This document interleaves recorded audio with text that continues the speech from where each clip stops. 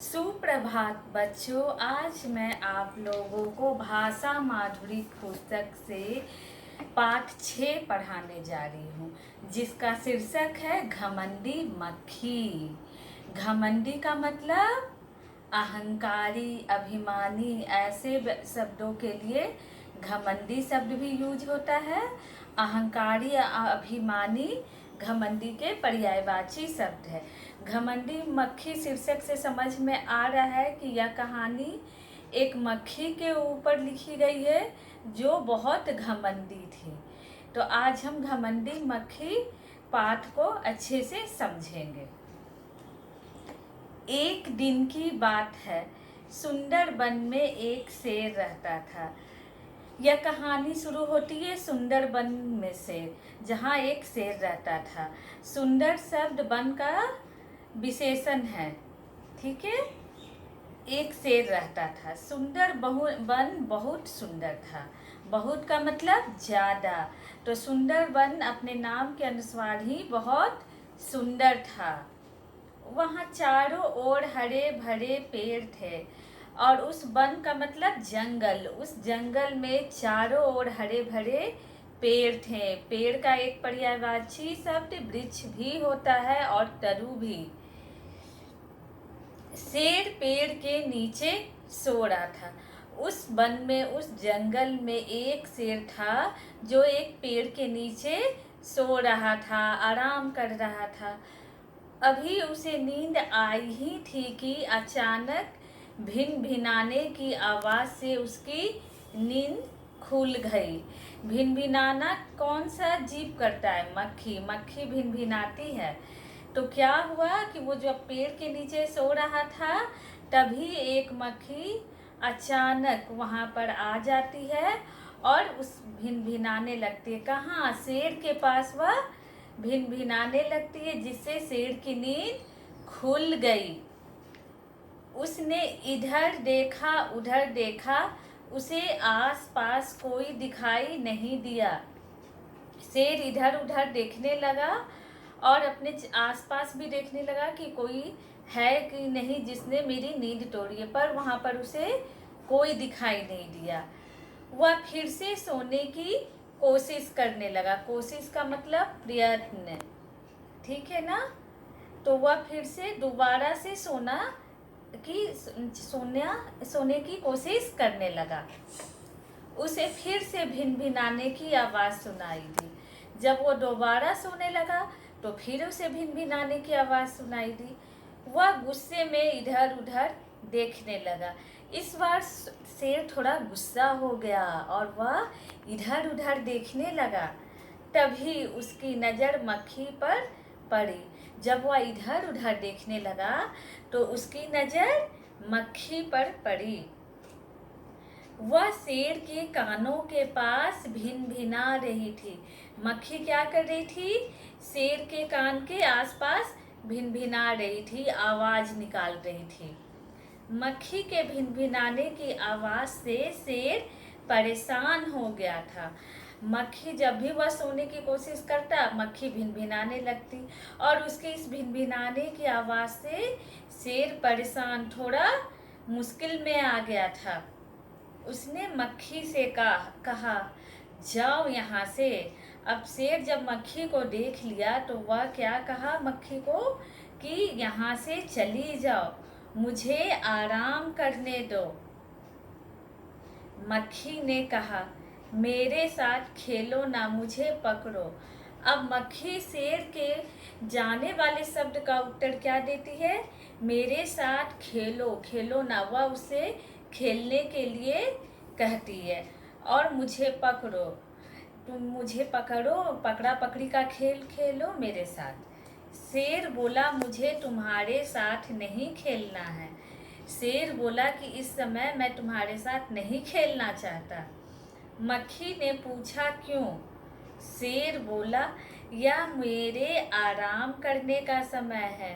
शेर ने मक्खी के प्रश्न का उत्तर दिया कि मुझे अभी आराम करना है, अभी मेरे आराम करने का समय है, अब तुम यहाँ से चली जाओ।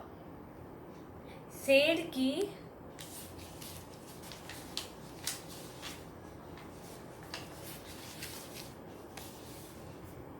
बात सुनकर मक्खी को गुस्सा आ गया। जब शेर ने उससे के साथ खेलने से इनकार कर दिया तो मक्खी को गुस्सा आ गया। किस पे गुस्सा आया? शेर पर। वह बोली, मैं नहीं जाऊंगी। शेर के चले जाने कहने पर मक्खी ने उसे क्या जवाब दिया? मैं नहीं जाऊंगी। क्या कर लोगे तुम मेरा क्या बिगाड़ सकते हो? मैं अभी नहीं जाऊंगी। शेर ने कहा, तुम इतनी सी हो कि मैं तुम्हें एक मुट्ठी में मसलकर रख दूंगा, जाओ यहाँ से।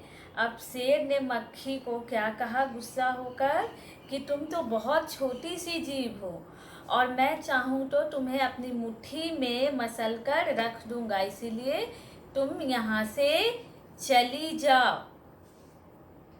वह फिर से बोली, मैं नहीं जाऊंगी, क्या कर लोगे तुम? अब मक्खी शेर से बहस करने लगती है और क्या कहती है? मैं नहीं जाऊंगी, क्या कर लोगे तुम? उसे चुनौती देती है। यह कहकर मक्खी शेर के गाल पर बैठ गई और मक्खी ने इतना कहा और क्या की? शेर की गाल पर जाकर बैठ गई। शेर ने मक्खी को मारने के लिए पंजा मारा। चौपाया जानवर जो होते हैं, चौपाया पशु, जो चौपाया का मतलब चार पैर वाले जो भी जीव होते हैं वो पंजा मारते हैं। अगर उन्हें खुजली भी होती है तो वो अपने पंजों का इस्तेमाल करते हैं। यहाँ शेर ने भी मक्खी को मारने के लिए अपने पंजे का इस्तेमाल किया। मक्खी झट सा उड़ गई। झट का मतलब तुरंत। मक्खी वहाँ से तुरंत उड़ गई। शेर के गाल पर चोट लग गई। कभी कभी हम लोग भी अगर हमारे गाल पर मच्छर बैठ जाते हैं तो हम जब मारने की कोशिश करते तो मच्छर तो नहीं मरता है पर चोट हमें लग जाती। वैसे ही शेर मक्खी को पकड़ने की कोशिश में अपने ही गाल पर चाटा मार लेता है, चोट लगा लेता है। मक्खी शेर को परेशान करने लगी। परेशान का मतलब तंग करने लगी। कभी वह शेर के कान पर बैठती, कभी वह शेर के नाक पर बैठती। अब मक्खी शेर को तंग करने के लिए क्या करने लगी? उड़ती हुई जाती, कभी उसके कान पर बैठ जाती, फिर उड़ती हुई जाती, कभी उसके नाक पर बैठ जाती। इस तरह से कभी वह गाल पर, कभी वह नाक पर, कभी वह कान पर बैठकर शेर को तंग करने लगी। शेर मक्खी को उड़ाते उड़ाते थक गया। शेर क्या हुआ कि बार बार कभी वह इधर नाक पे पंजा मारता, कभी कान पर, कभी गाल पर। इस तरह की हरकत करते करते शेर अब थक चुका था और उसे मारने के चक्कर में शेर ने अपने आप को घायल कर लिया। जैसे हम कभी कभी 2-4 बार मच्छर को उड़ाने के लिए अपने गाल पे या हाथ पर मारते हैं पर मच्छर नहीं मरता है, तो बदले में क्या होता है कि हमारे हाथ पे या फिर चेहरे पे हल्का फुल्का लाल निशान आ जाता है। पर शेर तो इस तरह का काम कई बार कर चुका था। इस तरह से वह अपने पंजों को बार बार अपने चेहरे पे मारकर घायल कर लिया। शेर ने मक्खी से कहा, अब मैं बहुत थक गया हूँ, तुम जाओ। अब शेर ने क्या कहा मक्खी को कि मैं अब बहुत थक गया हूँ, अब तुम यहाँ से चली जाओ। मक्खी को लगा कि शेर उससे हार गया है। मक्खी को क्या लगा जब शेर ने उससे क्या कहा कि अब मैं बहुत थक गया हूँ, तुम चली जाओ। क्यों थका शेर? मक्खी उसे परेशान कर रही थी, कभी आँख पर, कभी कान पर बैठकर, कभी नाक पर बैठकर, कभी गाल पर। और इस थकावट में शेर ने मक्खी से क्या कहा कि अब मैं बहुत थक गया हूँ, तुम जाओ। लेकिन शेर के इतना कहने पर मक्खी ने मन ही मन सोचा कि लगता है कि जंगल का राजा शेर मुझसे हार गया है। वह इसी घमंड में आगे बढ़ गई और अंदर ही अंदर मक्खी में घमंड आ गया और इस घमंड के कारण वह वहाँ से चली गई। सामने से हाथी दादा आ रहे थे। जब मक्खी शेर के पास से जाने लगी तो उसे सामने से उसके सामने हाथी आया। उन्होंने मक्खी से पूछा, अब हाथी दादा ने मक्खी से पूछा, क्या बात है, बहुत खुश नजर आ रही हो। अब हाथी जब ऐसे मक्खी को खुश देखता है तो वह उससे पूछता है, क्या बात है मक्खी, बहुत खुश नजर आ रही हो। मक्खी ने जवाब दिया, पता है मैं बहुत ताकतवर हूँ। अब मक्खी क्या बोलती है, हाथी को अपनी ताकत का घमंड दिखाती है और उससे क्या कहती है कि आपको पता है मैं बहुत ताकतवर हूँ, यानी मुझ में बहुत बलवान हूँ, मैं मुझ में बहुत शक्ति है, मैंने शेर को हरा दिया है। और इस घमंड में वह हाथी से कहती है कि आज तो मैंने शेर को हरा दिया है। हाथी मन ही मन हंसा। हाथी मन ही मन हंसा। उसने अपनी सूंड उठाई। बच्चों, आप लोगों ने हाथी को देखा है ना, उसकी सूंड कितनी लंबी होती है। और वह मक्खी की बात सुनकर अपनी सूंड को ऊपर उठाया और मक्खी को नमस्कार किया, जैसे हम नमस्कार करने के लिए अपने हाथ को जोड़ते हैं। पर हाथी क्या किया, नमस्कार करने के लिए अपनी सूंड को ऊपर उठा लिया। वह बोला, हाँ तुम सबसे ताकतवर हो। और हाथी ने मक्खी का अंदर ही अंदर से मजाक उड़ाया और उसे क्या कहा कि तुम सबसे सचमुच बहुत ताकतवर हो। अब तो मक्खी का घमंड और बढ़ गया। हाथी की बात सुनकर मक्खी का तो पैर जो है जमीन पर पड़ ही नहीं रहा था। वह घमंड में और ऊपर उठ चुकी थी। वह रास्ते में मिलने वाले हर जीव जंतु को तंग करने लगी और इस घमंड में आकर वह क्या करने लगी, जिस रास्ते से जा रही थी उस रास्ते में उसे जो भी जीव जंतु मिलता उसे वह तंग करने लगती, उसके आसपास भिनभिनाने लगती और वो जैसे ही मारने की कोशिश करते हैं फुर से वहाँ से उड़ जाती। इस तरह अपने घमंड में आकर वह बहुत सारे जीव जंतु को तंग करने लगी। सभी उससे बचकर जाने लगे। अब ये हुआ कि जो भी मक्खी को जहाँ देखता उससे छुपने लगा, उससे बचकर इधर उधर जाने की कोशिश करने लगा। मक्खी जंगल में और आगे गई। अब मक्खी थोड़ा और जंगल में अंदर की ओर गई और अब उसे लोमड़ी मिली। जब ये जो मक्खी थी घोर जंगल यानी जंगल के अंदर और गहरे जंगल में गई तो वहाँ उसे एक लोमड़ी मिली। बच्चों, आपको पता है ना, लोमड़ी को सभी पशुओं में सबसे चालाक माना जाता है। जब मक्खी आगे गई जंगल में तो उसे एक चालाक लोमड़ी मिली। मक्खी ने लोमड़ी से भी वही कहा, शेर और हाथी मुझसे डरते हैं। अब लोमड़ी के सामने मक्खी अपने ताकत का अहंकार करने लगी और क्या कहा कि शेर और हाथी मुझसे डरते हैं, मैं बहुत ताकतवर हूँ। और वह उसे बताने लगी कि मैं बहुत ताकतवर हूँ, मुझ में बहुत बलवान हूँ, मुझ में बहुत हिम्मत है। मक्खी की बात सुनकर लोमड़ी को हंसी आ गई।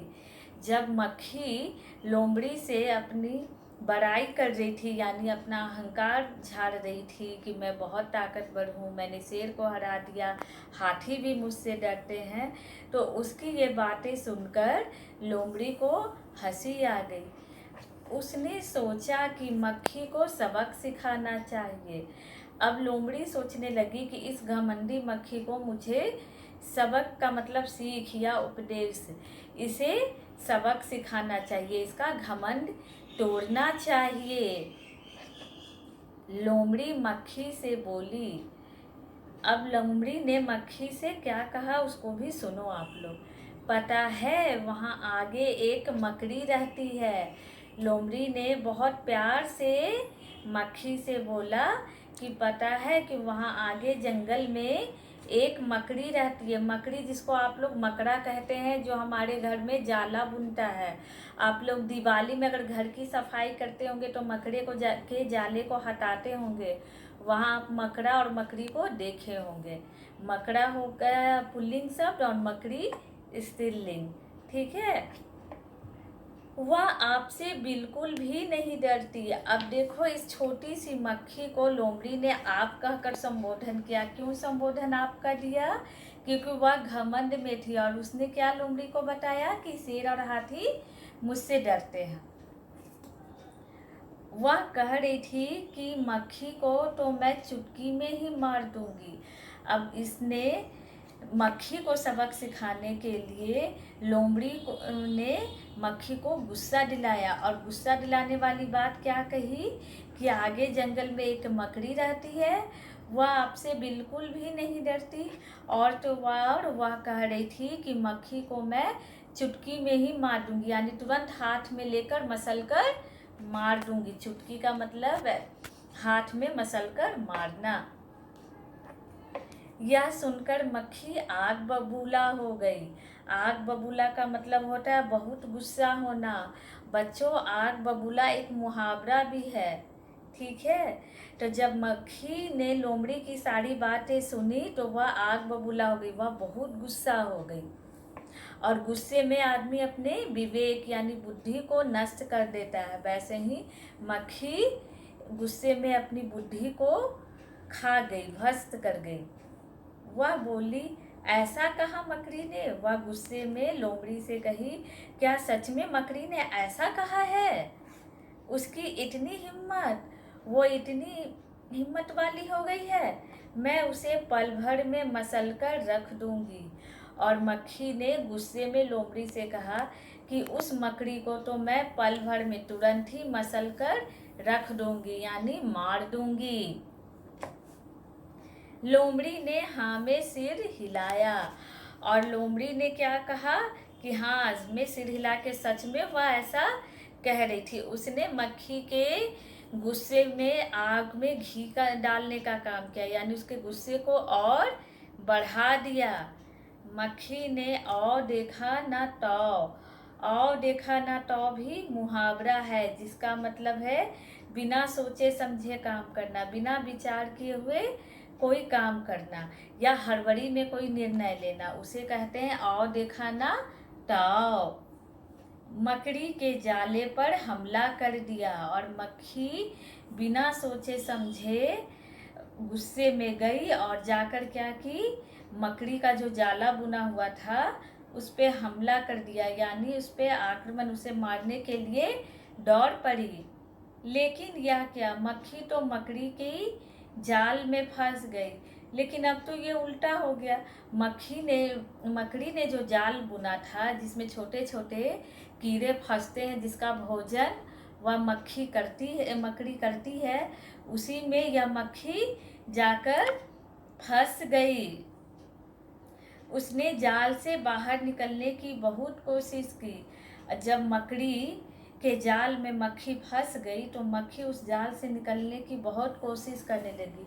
उस समय तो वह मकड़ी को मारने की बात ही भूल गई। उस समय उसकी पहला शर्त क्या थी? उसकी पहली शर्त की किसी तरह से इस जाले से निकलूं, और वह मकड़ी की जाले से निकलने की बहुत कोशिश करने लगी। जाले का मतलब जाल, और मकड़ी का जाल आप अपने घर में देखे भी होंगे। कोशिश करते करते वह बहुत थक गई, और मक्खी उस जाल से निकलने की बार बार कोशिश कर रही थी। इतना कोशिश करते करते वह बहुत थक गई, उसका हिम्मत जवाब दे दिया और वह उसी जाले में बैठ गई। मक्खी को परेशान देखकर लोमड़ी मंद मंद मुस्कुराने लगी। जब वह लोमड़ी मक्खी को जाले से बाहर निकलने की कोशिश करते हुए देखी तो उसे बहुत हंसी आई। वह हंसने लगी। धीरे सा, मंद मंद मुस्कुराने का मतलब हुआ धीरे सा हंसना, और मंद मंद मुस्कुराना भी एक मुहावरा है। मंद मंद का मतलब होता है धीरे धीरे, तो मंद मंद मुस्कुराने का अर्थ हुआ धीरे धीरे हंसना। मक्खी जाल से बाहर निकलने की कोशिश करती रही और वह मक्खी जो है बार बार कोशिश कर देगी, अपने हाथ पैर को मार देगी कि किसी तरह से मैं इस जाले से निकलूं। क्या मक्खी जाले से बाहर निकल पाई होगी? बच्चों, ये कहानी प्रश्नवाचक वाक्य में ख़त्म हुआ है, यानी इस कहानी को आगे बढ़ाने की जिम्मेदारी आपकी होगी। यहाँ क्वेश्चन मार्क का मतलब ये होता है कि इस कहानी को आगे आप अपने अनुभव से बढ़ाइए, अपनी भाषा शक्ति का परिचय देते हुए आगे की कहानी आप स्वयं लिखिए। अब ये क्वेश्चन प्रश्न पूछा गया, क्या मक्खी जाले से बाहर निकल पाई होगी? इसका निर्णय अब आपको करना है। और आगे की कहानी लिखने के लिए मैं एक सेंटेंस आपको बता देती हूँ। मान लीजिए आपको लगता है कि मक्खी को सबक मिलना चाहिए, तो आप इस कहानी को आगे बढ़ाने के लिए कह सकते हैं कि मक्खी बार बार जाले से बाहर निकलने की कोशिश करने लगी, पर वह नहीं निकल पाई, तो उसने मकड़ी से मदद मांगी और उससे माफ़ी मांगी होगी कि मैं अब कभी घमंड नहीं करूँगी। या आप इस कहानी का अंत ऐसे भी कर सकते हैं कि मक्खी जाल से निकलने की कोशिश करते करते थक गई और ना निकल पाने के कारण वह और भी उस जाल में फंस गई और उसके पंख टूट गए। घमंडी मक्खी का अंत वही हो गया। ये मैंने 2 तरीके से आपको कहानी को आगे बढ़ाने का रास्ता दिखाया है। आगे की कहानी आप स्वयं भी लिख सकते हैं। इसी के साथ घमंडी मक्खी कहानी पाठ समापन होता है। इसके कुछ कठिन शब्द है जिस पे हम चर्चा कर लेते, जो मैंने आप लोगों के लिए चुन के रखा है और जिसके अर्थ भी मैंने लिखा है। घमंडी, घमंडी का मतलब अहंकारी। झट, झट का मतलब तुरंत। परेशान, परेशान का मतलब तंग, तंग करना या तंग लिखेंगे। आग बबूला होना यानी गुस्सा होना। और देखा ना तो बिना सोचे समझे काम करना। कोशिश, कोशिश का मतलब प्रयत्न करना। वन, वन का मतलब जंगल। सबक, सबक का अर्थ होगा उपदेश, सीख। जाले का मतलब जाल। मंद मंद मुस्कुराना का मतलब होगा धीरे से हंसना। इस शब्दार्थ के साथ ही हम आज घमंडी मक्खी पाठ का समापन करते हैं।